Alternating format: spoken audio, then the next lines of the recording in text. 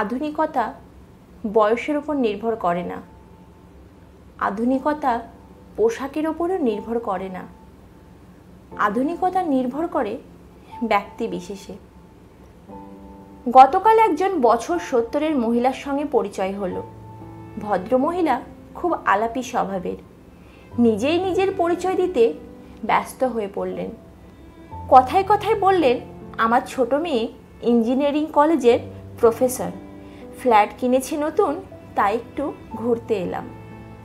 আমি বললাম, আপনি থাকবেন না এখানে?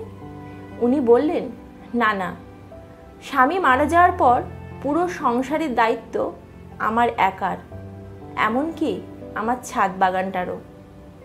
2 মেয়ে 1 ছেলে ওনার।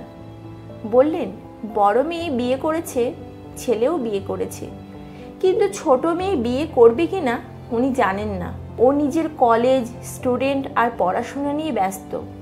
ভালো আছে, ব্যাস, আমার এইটুকুই দরকার। আত্মীয়রা বলে, মেয়ের 32 বছর বয়স হয়ে গেল, বিয়ে দেবেন না?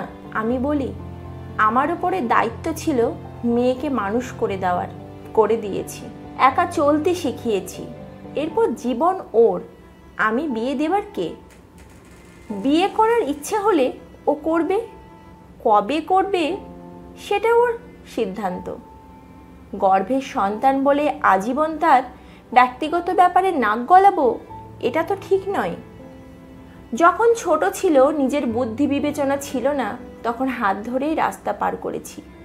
এখন ওর জীবন, ও নিজে কি করবে এটা ওর সিদ্ধান্ত। আমি বললাম, আপনার মতো এতটা আধুনিক মনস্ক মানুষ আমি কমই দেখেছি।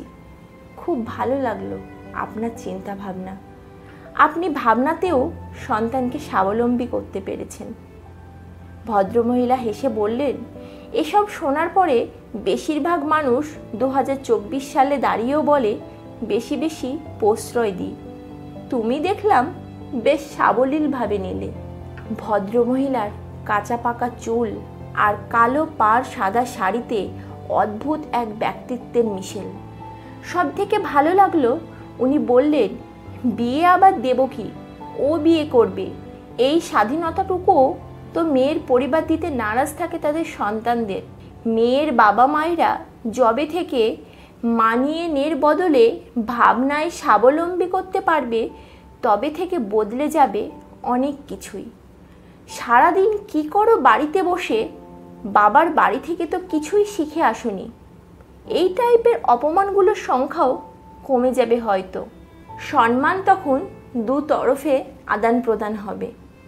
সম্পর্কগুলো দাঁড়িয়ে থাকবে পারস্পরিক সম্মানের ওপর, মিথ্যে অভিনয়ের ওপর ভিত্তি করে নয়।